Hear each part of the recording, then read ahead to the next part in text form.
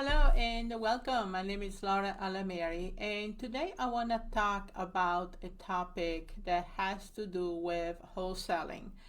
More specifically, about the five um, real estate challenges, the five challenges or biggest challenges that have to do with wholesaling. And I want to talk about this because it's kind of the elephant in the room here, right? A lot of people ask me all the time, does wholesaling still work? And yes, of course it does. It has been working for as long as I've been in real estate, which is over 30 years. The thing is, you have to be aware that through the economy, through the changes in way the people do business as far as real estate, wholesaling changes as well. Okay, so what used to work just a few months ago, it might not work today. So as long as you're willing to reinvent yourself, as long as you're willing to adapt the business to what is working in the market and knowing what is working in the market is always going to make you to be ahead of the competition as far as wholesaling is concerned. So let's go down specifically now into the five biggest challenges when it comes to wholesaling today. Okay.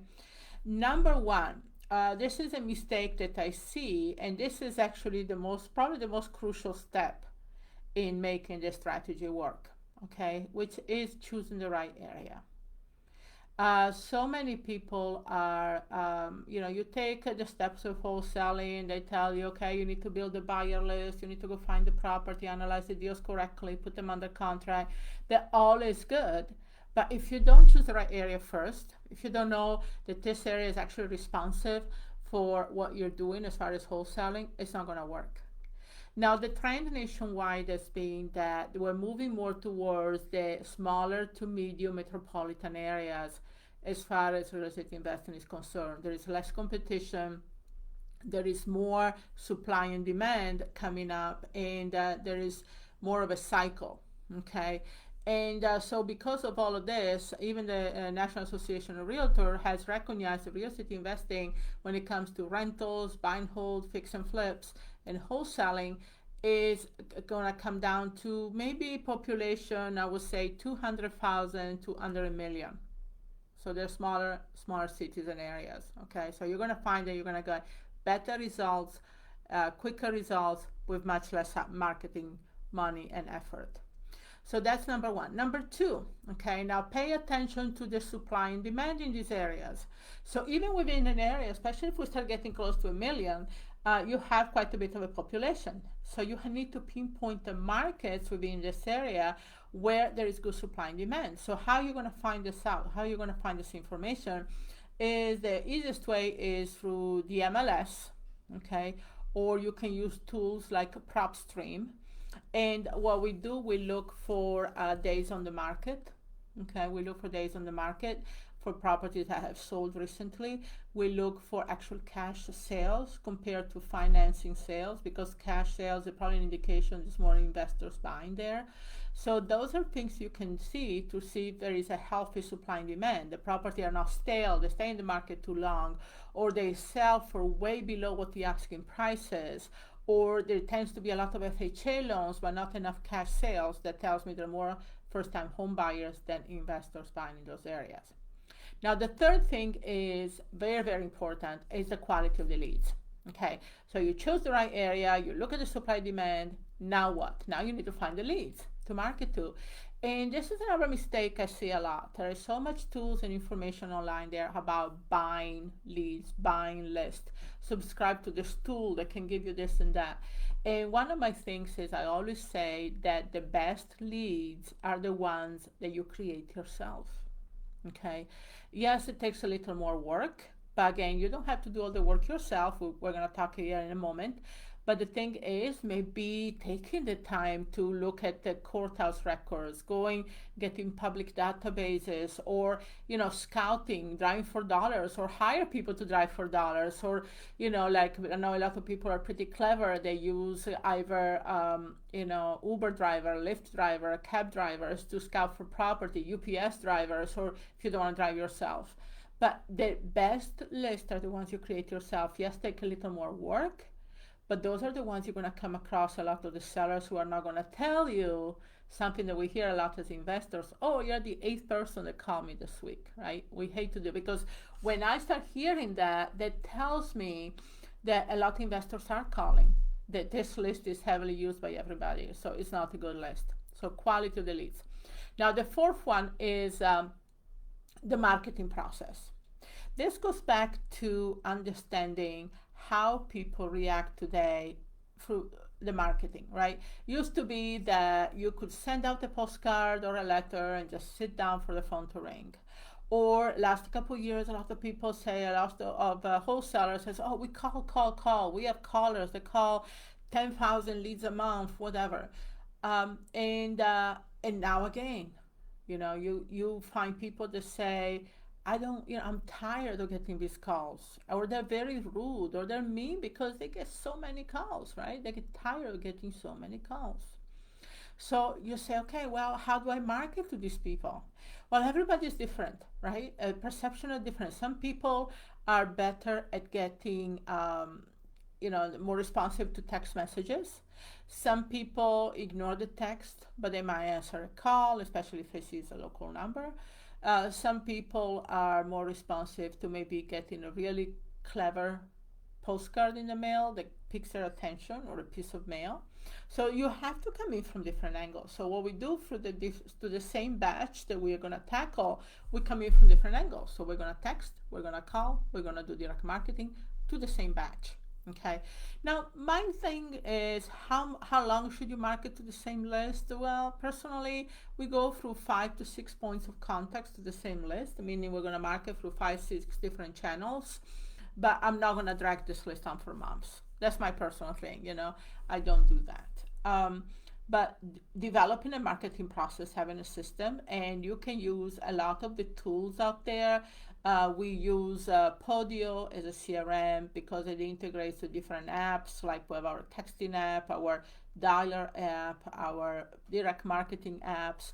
So, and also as we put property under contract, you can integrate different apps to have contracts actually saved to it. You can fax or email directly from the CRM. So, whatever works for you, if you want to use a spreadsheet, it doesn't matter. Whatever works for you, but you need to come up with a process and be consistent.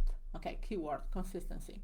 Now, the last and important thing is in these 5 steps that, or challenge, I should say, that a lot of people find with wholesaling is understanding what wholesaling is. Okay, I think there is a lot of misinformation about wholesaling. And for me, because I started wholesaling before wholesaling was even a term, okay, back when I started, we used to call it flipping the contract. This was back about 30 years ago. And flipping the contract meaning exactly that. You put a property under contract, you become an owner per contract, and you sell the contract. You don't sell the property. Because, the discussion is, if you sell the property, you should be licensed. If you sell the property, you're doing a representation as an agent and you're not. So I can understand why there is a lot of issues with that, And so my thing is, you're not really selling the property. You have control of the property and you're selling the contract. You're assigning the contract. That's what you're selling.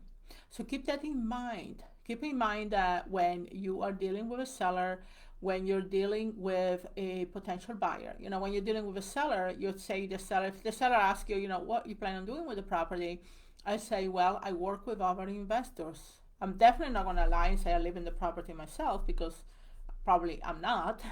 But I say I work with other investors, and I'm going to probably bring investors into this deal. Because so technically you're wholesaling to another investor, but you're bringing in other investors, right? Don't use the word wholesaling if you can help it, just because it has negative connotations. People have done crazy things with wholesaling as a strategy and gave it a bad name. But that's what you do. So you have to understand what wholesaling is and feel good about the fact that you're just flipping the contract, you're not doing anything illegal, and you want to be honest, transparent, and establish a relationship with the seller. Establish the relationship with the seller that is going to give you the edge into doing this, okay? Because at the end of the day, if you have a good relationship with the seller, you don't have to worry, if your contingency period comes up and you don't have a buyer. I go back to the seller and just renegotiate for an extension or renegotiate a lower price if I have a buyer that comes in at a lower price that I thought. Or I go in, having this communication lets you do so much. Or I can change it from a wholesale into a lease option, on deals. But having this communication, taking the time to establish a relationship with the seller, it's going to make all the difference. And what I want to say also is, especially a lot of you that are new to the business, don't worry about it.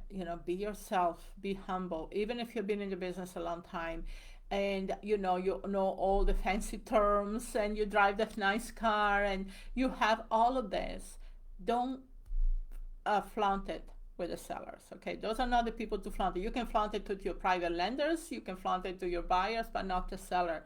The seller are going to relate with you. You're dealing with distressed sellers, so the seller are going to relate to you when you can talk to them and sit down at the kitchen table and explain to them what their options are and that you're there to help them and you're not going to leave them there, hanging.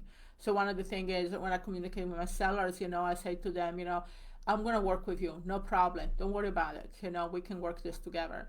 And so if they see you as a team with them, working for the process, instead of seeing you as an investor that's trying to speculate on their misfortune, then you're going to have a deal where I don't have to worry the buyer going around my back or things like that because I have such good relationship with the sellers.